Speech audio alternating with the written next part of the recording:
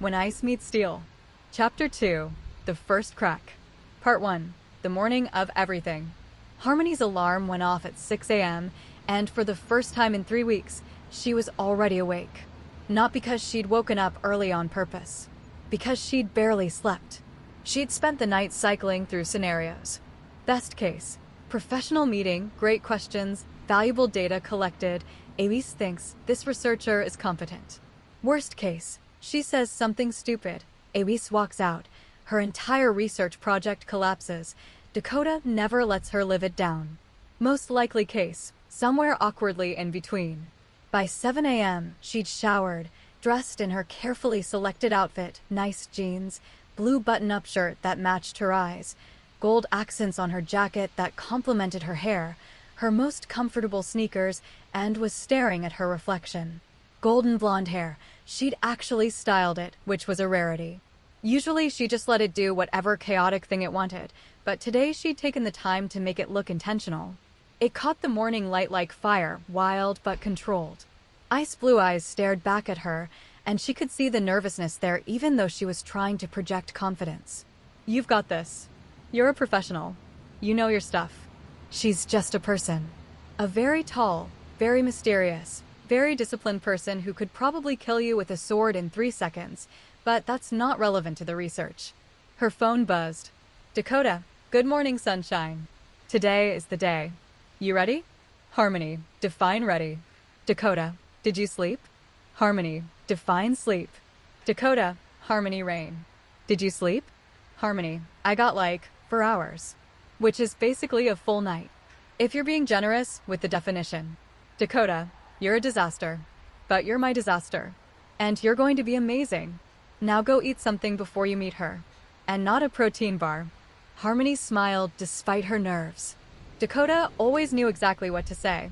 She made herself actual breakfast, scrambled eggs, toast, fruit, coffee that she actually brewed instead of instant, and tried to eat even though her stomach was doing gymnastics. 9 a.m. Leave for the training facility. 9:30 a.m. Arrive early, review questions. 10 a.m. Meeting begins. 10 a.m. Try not to make an idiot of yourself. She checked her bag 3 times. Notebook, pens, recording device, with permission request form, her list of questions, business cards, breath mints, just in case. Everything was ready. She was as ready as she'd ever be. Let's do this. Part 2. The calm before. Elise woke at 4 a.m. as always. But her morning routine felt different today, charged with something she couldn't quite name. She moved through her sword practice with even more precision than usual, as if proving to herself that she was still in control. Every strike was perfect. Every stance was flawless. Crescent moon strike. Dragon's tail sweep. Void step counter. The techniques flowed through her like water, like breathing, like the most natural thing in the world. This was who she was. This was what she understood. The sword didn't judge. It didn't make small talk. It didn't expect her to be anything other than precise. People, on the other hand. She finished practice at 6 a.m., showered, and stood in front of her closet, which was, predictably, all black and white. But today she paused, actually thinking about what to wear. Usually she just grabbed whatever was clean and functional. But today someone was coming to her space. Someone who'd look at her not as the ghost blade, but as a subject of study. Someone who'd be paying attention. She selected black shorts and a white crop top, casual but fitted, comfortable but deliberate. The kind of outfit that looked effortless, but was actually carefully chosen for mobility and aesthetic. She didn't need tactical gear or armor. Her strength was in her skill, not her equipment. She clipped a curio to her belt, more out of habit than necessity, but the weight of it was comforting. Her reflection showed exactly what she wanted, someone in control, someone confident, someone who didn't need to try hard to be impressive. Good. Professional. Approachable but not soft. She spent the rest of the morning cleaning her training facility. Not that it needed it. She cleaned it every day, but it gave her something to do with her hands. The facility was in a converted warehouse on the edge of the city. High ceilings, lots of natural light from industrial windows, hardwood floors she'd installed herself. One wall was mirrors, another was weapons storage, swords, training equipment, weights, and the center was open space. It was perfect. It was hers. And in 30 minutes, someone else would be here. Someone who'd sent her thoughtful questions in her initial proposal. Someone who'd asked about technique and biomechanics and the philosophy of movement instead of asking for autographs or selfies. Someone with ice blue eyes and golden hair and a nervous smile in her faculty photo. She's just a researcher. This is just data collection. Nothing complicated. Eloise checked the time, 9:30 a.m. She sat in the center of the training floor, sword across her lap, and waited. Part 3, the arrival. Harmony arrived at 9:35 a.m., which meant she was early, but not suspiciously early. The building looked exactly like she'd expected, industrial, minimalist, the kind of place someone who valued function over form would choose. A small sign near the door read, "Private training, by appointment only." Okay, this is it. Deep breath. You're a professional. You've done interviews before. This is just another research session. Except it wasn't, and she knew it. She pressed the buzzer, and after a moment, a voice came through the speaker, low, measured, unexpectedly warm. Harmony-chan? Her brain short-circuited for a second, because that's her voice. That's A's actual voice speaking to me specifically. Yes, that's me. Hi. Hello. Good morning. Smooth, Harmony. Very professional. Come in. Second floor. The door buzzed open, and Harmony stepped into a stark white hallway with concrete floors and industrial lighting. Stairs led up to the second floor, and she climbed them trying to project confidence she didn't entirely feel. At the top of the stairs was another door, and it was already open. Harmony stepped through, and forgot how to breathe. The space was beautiful in its simplicity. Sunlight poured through massive windows, illuminating hardwood floors that gleamed like they'd been polished that morning. The whole facility felt clean, open, purposeful. But that wasn't what made her forget to breathe. Standing in the center of the room, sword at her hip, white-purple hair catching the light like starlight, hazel blue eyes watching her with quiet curiosity, was Eloise. And she was so much taller than Harmony had expected. Harmony was average height, maybe 5 feet 6 inches on a good day. Eloise had to be close to 7 feet. She radiated presence, not aggressive, not intimidating exactly, but there in a way that was impossible to ignore.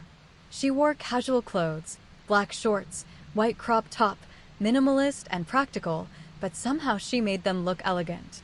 The sword at her hip should have looked out of place. Instead, it looked like a natural extension of her.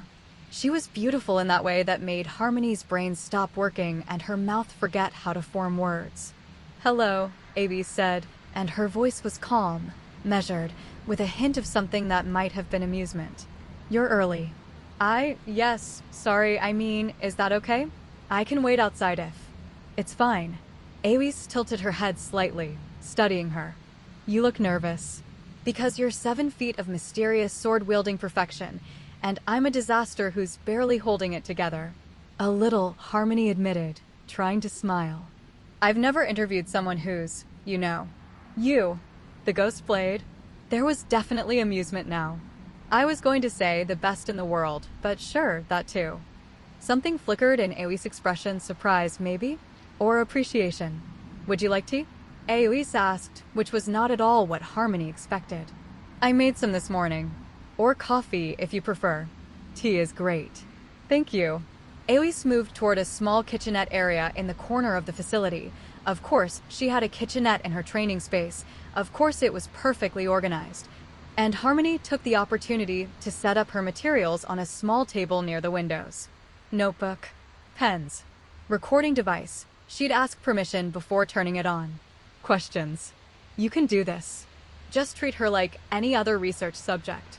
Ask your questions, collect your data, be professional. Eloise returned with 2 cups of tea, simple white ceramic, steam rising, and handed one to Harmony. Their fingers brushed. Harmony's brain went offline for a full 3 seconds. "Thank you," she managed. Eloise sat across from her with perfect posture, tea in hand, waiting. And Harmony realized she's nervous too. Not obviously, not externally, but there was a carefulness to the way Eloise held herself, a deliberateness to her movements that spoke of someone who didn't do this often and wasn't entirely sure of the script. She's human, Harmony thought, and somehow that made everything easier. She's just a person. A very skilled, very disciplined person, but still just a person. So, Harmony said, pulling out her notebook, "Thank you again for agreeing to this. I know you don't usually do interviews, and I really appreciate you making an exception." "You're welcome." Aois sipped her tea. "Your proposal was different. Most people want to know about championships or training secrets. You asked about movement efficiency and biomechanical optimization. It was refreshing." Harmony felt a small bloom of pride. "That's what interests me. Anyone can see you're skilled. I want to understand how. What makes your technique so effective? What patterns are you using that others might be missing?" Aois leaned forward slightly, and Harmony caught a flash of genuine interest in those hazel blue eyes. "That's an excellent question." Part 4. The interview that wasn't. They started professionally. Harmony asked about training regimens. Aois answered with precision, describing her daily routine, the specific exercises she used to maintain flexibility and strength, the mental preparation that went into competition. Harmony took notes, asked follow-up questions, nodded professionally. But somewhere around the 30-minute mark, something shifted. "So when you're executing a counter," Harmony asked, leaning forward, "are you reacting to their movement, or are you predicting it?" Aois paused, considering. "Both. And neither." "That's not an answer." "It's the only answer I have." Aois set down her tea. "When I'm fighting, I'm not thinking in words. I'm not analyzing each move consciously. I'm reading their body, center of mass, weight distribution, breathing pattern, micro movements in their shoulders and hips. By the time they commit to an attack, I've already seen it coming." "So it's pattern recognition," Harmony said, scribbling notes. "Your brain is processing visual data faster than conscious thought, identifying patterns from thousands of previous encounters and executing responses automatically." Aois blinked. "I suppose that's one way to describe it." "That's fascinating. That level of automaticity usually takes decades to develop." "How old were you when you started training?" 6. 20 years of practice. That tracks." Harmony was fully in research mode now, the nervousness forgotten. "Your neural pathways must be incredibly optimized. Do you ever have to consciously override your automatic responses?"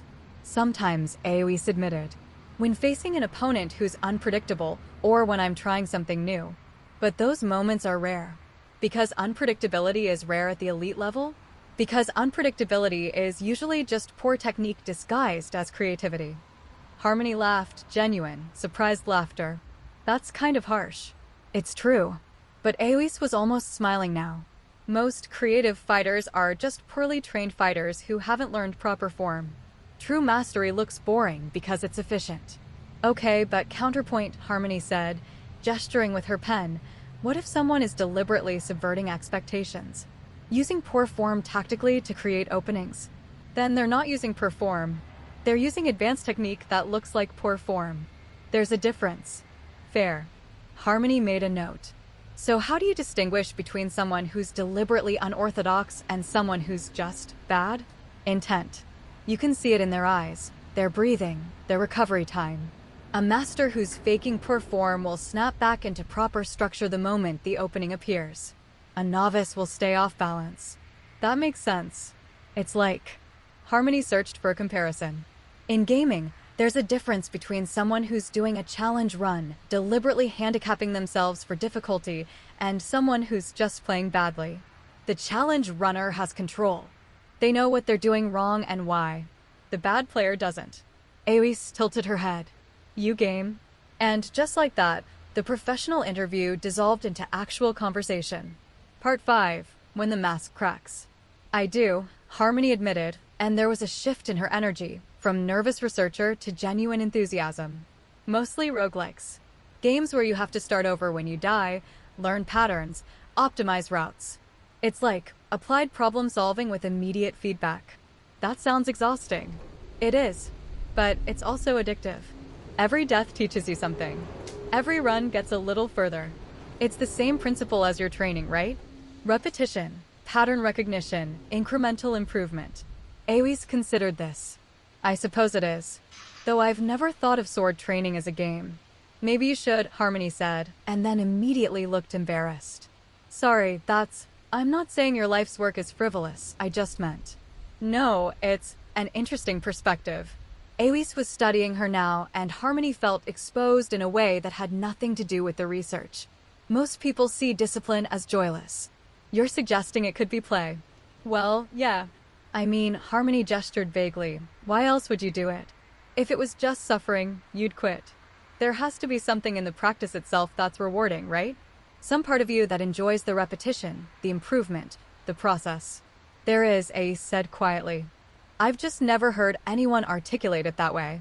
They sat in silence for a moment, and Harmony suddenly became aware that she'd completely abandoned her prepared questions. She'd stopped taking notes. She was just talking, having a conversation. Oh no, this is not professional. This is very unprofessional. Get back on track. Can I ask you something personal? Avis said, and Harmony's brain rebooted. Sure. Why did you really want to interview me? Harmony blinked. For the research. I told you, biomechanics of elite sword. No. Avis' gaze was sharp, cutting through the deflection like a blade. That's the professional reason. What's the real reason? Harmony's mouth opened. Closed. Opened again. Because I'm a mess who can't maintain consistency in anything, and you're the living embodiment of discipline, and I thought maybe if I studied you I could figure out what I'm doing wrong. She couldn't say that. Harmony stared down at her tea. I struggle with consistency. With discipline. I'm really good at starting things and really bad at continuing them. And I guess I thought, if I could understand how someone like you does it, how you maintain that level of commitment every single day, maybe I could figure out what I'm missing. The silence stretched. Harmony risked a glance up, expecting judgment or dismissal, or that look people got when they realized she was a disaster pretending to have her life together. Instead, Ace was looking at her with something that might have been understanding. You think I don't struggle? Ace asked softly. You're literally ranked #1 in the world. And you think that means it's easy? There was no accusation in her voice, just curiosity. That I wake up every morning excited to train?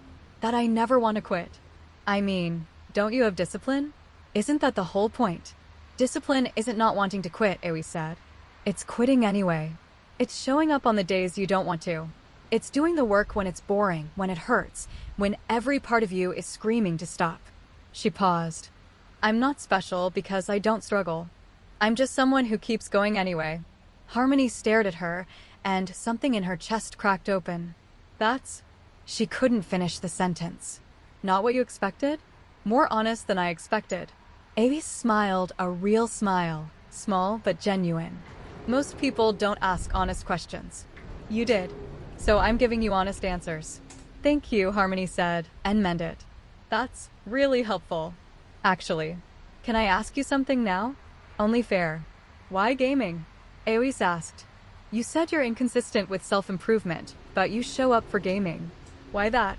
Harmony thought about it, trying to articulate something she'd never fully examined. Because gaming has clear rules. Clear feedback. I do thing, I see result immediately. I die, I know exactly what I did wrong and can try again instantly. Real life isn't like that.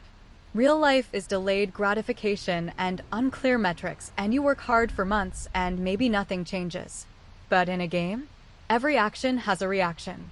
Every death is a lesson. The progress bar is always visible. So you need to see the progress to stay motivated.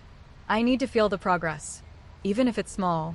Aois was quiet for a moment, and then, that's not weak. That's smart. You've identified what you need. Most people don't even get that far. But I don't know how to get it in real life. How to make real improvement feel as immediate as gaming. Maybe you're measuring the wrong things. What do you mean? Aois stood, and suddenly she was crossing to the weapons wall, pulling down 2 practice swords, wooden, weighted, safe but realistic. Come here, she said. Harmony's brain stuttered. What? You wanted to understand technique. I'm going to show you. Stand up. Harmony stood, heart pounding, and Aois handed her one of the practice swords. It was heavier than she expected. Part 6, the lesson. Hold it like this, Aois said, adjusting Harmony's grip with gentle but firm hands. Fingers loose, not tight. You're trying to control it, but control comes from connection, not force. Harmony was acutely aware of how close Ace was standing, how her hands were warm and calloused and impossibly steady. Now, Ace continued, stepping back. Try to hit me. I'm sorry, what? You heard me. Attack. However you want. I don't know how to use a sword. I know. That's the point. Just try. Harmony hesitated, then swung, awkward, uncertain, completely untrained. Ace sidestepped so smoothly it looked effortless, and Harmony stumbled forward from her own momentum. Again, Ace said. Harmony tried again. Same result. Again. 6 attempts. 6 failures. Harmony lowered the sword, breathing hard. Okay, I get it. I'm terrible at this. No, Ace said. You're learning. Watch. She took the sword from Harmony and executed the same awkward swing Harmony had been doing, but somehow, when Ace did it, it looked intentional. Controlled. Same movement, Ace explained. But I'm balanced. My weight is centered. I can recover immediately. She handed the sword back. Try again, but this time, feel your weight. Where is it distributed? Harmony tried to pay attention to her balance, swung again. And this time, when she missed, she didn't stumble. There, Ace said, and she sounded genuinely pleased. That's progress. Small, but real. Do you feel it? Harmony did. It was tiny, barely noticeable, but she'd recovered faster that time. Maintained control. I do, she breathed. That's how you measure improvement in real life. Not by the end goal, by the micro adjustments. The tiny moments where something clicks. Ace took her own sword and settled into a ready stance. Most people quit because they're looking at the summit and it feels impossible. But if you focus on the next step, just the next step, it becomes manageable. Is that how you do it? Just focus on the next step. Every single day. They trained, if you could call it that, for another 30 minutes. Ace showing her basic stances, correcting her form, offering gentle guidance that never felt condescending. And Harmony realized she was learning. Really learning. Not just about sword technique, but about how to pay attention to her body, how to measure progress in feelings rather than numbers, how to find satisfaction in small improvements. By the time they stopped, she was sweating, exhausted, and grinning. That was amazing, she said, breathless. You're a fast learner. Ace took the practice sword back, and their fingers brushed again. Most people take weeks to understand weight distribution. I had a really good teacher. Aoi's expression softened. You should come back. Harmony's heart did a complicated thing. For more interviews? For more training. If you want. I think. Aoi's hesitated, and for the first time, she looked uncertain. I think it might be good for both of us. Both of us. I'm very good at discipline, Aoi's said carefully. And very bad at everything else. Play. Spontaneity. Enjoying the process instead of just executing it. Maybe we could learn from each other. Harmony stared at this impossibly tall, impossibly skilled woman who was basically admitting she was lonely and didn't know how to have fun, and felt something warm bloom in her chest. I'd like that, she said. A lot. Good. Aoi's almost smiled. Same time next week? I'll be here. Part 7. The Walk Home. Harmony left the facility at noon, mind spinning, body pleasantly sore, heart doing things she wasn't ready to name. She pulled out her phone. Harmony, Dakota. I think I made a friend. Maybe? Probably? Oh God, what did I just agree to? Dakota, tell me everything. Was she scary? Was she hot? Did you get your research data? Harmony, she was really nice actually. And yes, very hot, but that's not relevant. And I forgot to turn on my recording device because we just started talking. And then she taught me sword technique? For like half an hour? Dakota, I think I fucked up the entire research protocol. Dakota, and hear me out. You made a genuine human connection with someone who never connects with anyone, which is arguably way more valuable than research data. Harmony, that's not how science works. Dakota, that's exactly how science works. Qualitative data, baby. Also, you're going back next week? Harmony, this is huge. Harmony, it's just training. She offered to teach me. As friends. Probably friends. Are we friends? Is that what just happened? Dakota, babe, you're spiraling. Take a breath. Come to my place tonight. We're processing this properly. Harmony, okay. Yeah, I need to process. Because I think something just started and I don't know what it is. Part 8, the evening after. That night, Ace sat in her apartment, sword across her lap, trying to meditate and failing completely. Her mind kept drifting to golden hair and ice blue eyes and nervous laughter that had gradually turned genuine. She's coming back, Ace thought, and the feeling in her chest was unfamiliar but not unwelcome. For the first time in years, her perfect routine felt less like freedom and more like a cage she'd built for herself. Maybe I don't have to be alone all the time. Maybe letting someone in just a little isn't weakness. Maybe it's... She didn't finish the thought, but she pulled out her phone and typed a message before she could second-guess herself. Oh yes, thank you for today. I enjoyed talking with you. She stared at it for a full minute before hitting send. 3 minutes later, her phone buzzed. Harmony, thank you for teaching me. Harmony, I had a really good time. Harmony, see you next week? Oh yes, see you next week. Ace set down her phone, looked at Hakuryu, and allowed herself a small smile. Gerald the Fern sat in the corner, witnessing everything. Don't look at me like that, Ace told the plant. I'm being normal. This is normal friend behavior. Gerald, wisely, said nothing. Across the city, Harmony sat in Dakota's apartment, eating ice cream and trying to explain something she didn't fully understand herself.